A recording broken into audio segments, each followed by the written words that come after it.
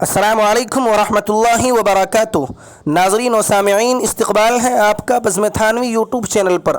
ناظرین، جیسا کہ آپ سبھی کو معلوم ہے کہ حضرت میاں جی نور محمد صاحب جھنجانوی رحمۃ اللہ علیہ جماعت دیوبند اور علماء دیوبند کے سرخیل سمجھے جاتے ہیں اور تصوف و سلوک کے امام سمجھے جاتے ہیں۔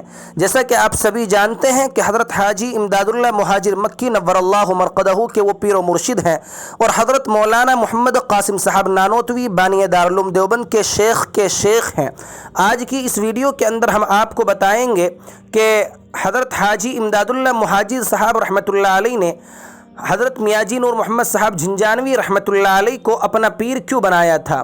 دراصل اس کا تعلق ایک خواب سے ہے۔ حضرت حاجی صاحب نور اللہ مرقدہ نے ایک خواب دیکھا تھا کہ حضرت میاں جی صاحب جھنجانوی رحمۃ اللہ علیہ حضور اکرم صلی اللہ علیہ وسلم کا جبہ مبارک پہنے ہوئے ہیں۔ بس یہی بشارت دیکھنی تھی اور یہی خواب دیکھنا تھا۔